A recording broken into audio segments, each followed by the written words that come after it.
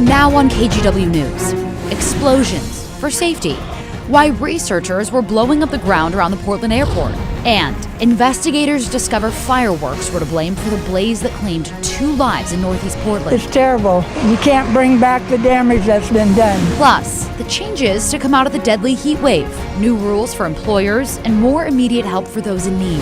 And later, a mom tags along on a fossil dig with her scientist son and makes an impressive find. I just saw something that looked different from all the other rocks. Her discovery that dates back more than 100 million years. We begin with the cause of that devastating apartment fire in Northeast Portland that killed 2 people. Investigators confirm fireworks started it. Thanks for joining us. I'm Morgan Romero. There are still plenty of unanswered questions, including who the fireworks belong to. Our Mike Benner has tonight's update. A lot of underwear and a lot of socks. Late Thursday afternoon, Ron Wessner makes the more than half-mile walk from his home to Spin Laundry Lounge. The business is collecting items for the people displaced by the Heidi Manor fire. I have too much, and so I want to share with those who don't have anything. The donation comes just 2 hours after learning why it's even necessary in the first place. I don't have a lot of good comments about that.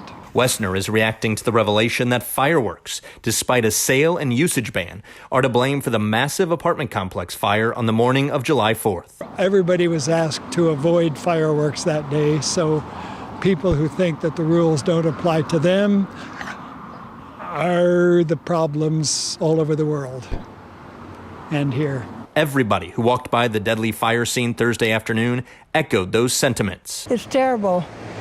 You can't bring back the damage that's been done. Sharon Coda is referring to the 2 people killed, 31-year-old Seth Thompson and 31-year-old Robert Gramillion. A third person, a 25-year-old woman, was critically injured. It's sad. Terry Foster of Portland Fire and Rescue says investigators processed the large scene on Northeast Weidler Street Wednesday. Foster says while it's unclear where the fireworks came from and who they belong to, he says the origin of the fire was in a dumpster in the carport. We, as firefighters, always feel that fires are preventable. This one in particular, now that we know it's fireworks, we do believe that it was preventable. That is what is so maddening to fire crews and neighbors alike. Ron Wessner unable to shake it as he walks through the neighborhood. Stupidity, people who don't believe in rules. Although authorities have determined the cause of this deadly fire, the investigation is still open and ongoing. Portland Fire and Rescue wants to hear from anybody who knows anything about what happened here on the morning of July 4th. You can call 503-823-INFO. Reporting in Northeast Portland, I'm Mike Benner for KGW News. Gun violence continues to plague Portland streets. Several homes were hit by bullets in separate shootings overnight, and 1 person was hurt. It started in the Hazelwood neighborhood around 3 this morning. At least 1 bullet hit an apartment on Northeast 102nd. And then police were called to the Centennial neighborhood just after 4. 2 apartments were hit there. Just before 5, there was another report of shots fired in the Montevilla neighborhood near Southeast 89th and Hawthorne. Police found 20 shell casings on the scene. Bullets hit both a home and a car. Then around 7, a person was shot and injured at a gas station near Southeast 28th and Holgate. No one's been arrested yet for any of the shootings I just mentioned. Police don't believe they're related at this point. Following our deadly heat wave, Oregon OSHA is taking steps to protect workers from high temperatures in the future. Today, the agency adopted new rules as they work to develop permanent regulations this fall. The rules include expanded access to shade or cool water, regular cool-down breaks, training, communication, and emergency planning, all things that advocates were asking for. They'll be in place for the next 180 days. The temporary rules apply to workplaces indoors and outdoors, starting when temperatures get to 80 degrees.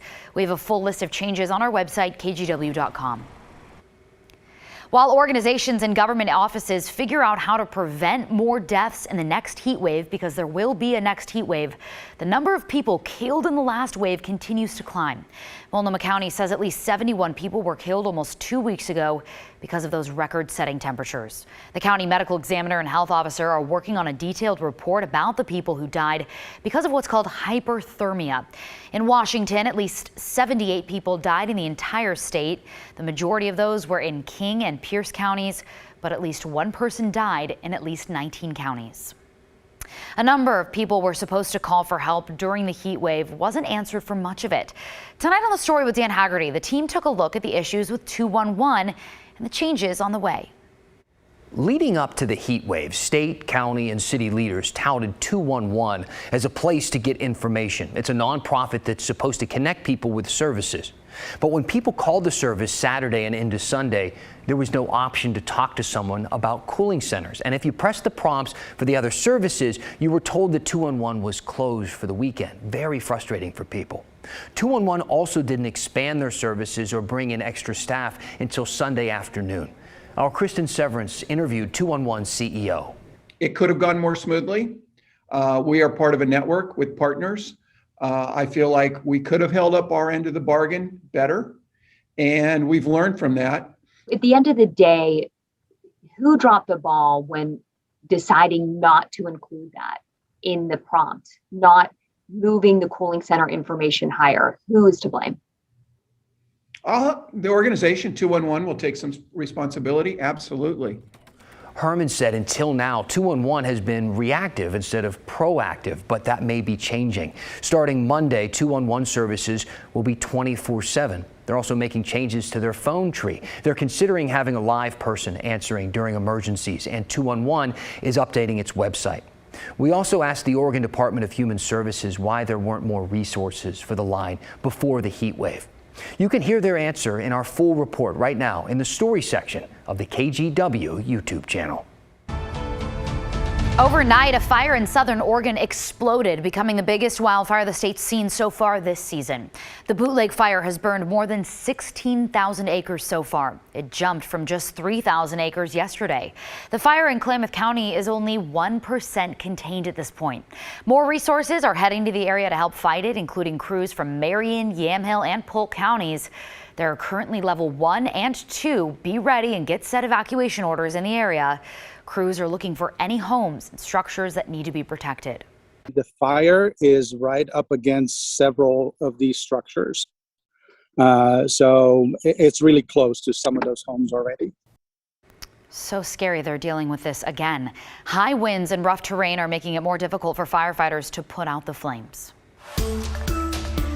On the coronavirus beat now, COVID cases across Oregon continue to drop dramatically. That's good news. As that happens, hospitalizations also continue to fall.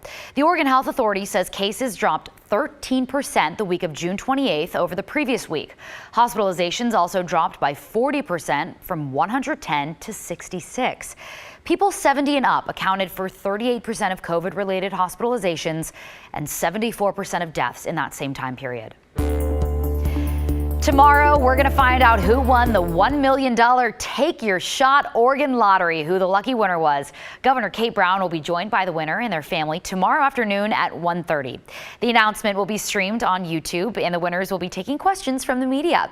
We'll be streaming the whole thing live on our website, kgw.com. The White House is expected to issue an executive order tomorrow aiming to loosen the hold monopolies have on several major industries.